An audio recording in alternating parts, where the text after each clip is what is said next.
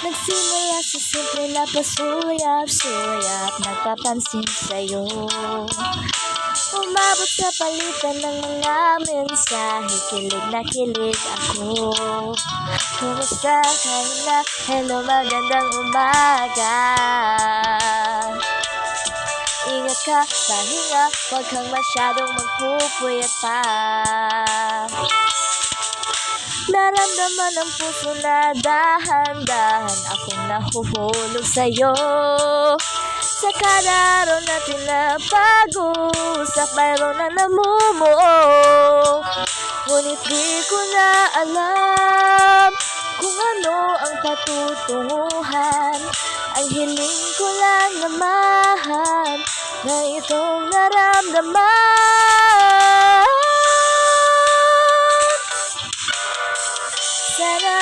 Sana naman ay mapabigyan na at mapakinggan ang tibok ng puso kung sa'yo lang naramdaman ang tunay na kaligayahan.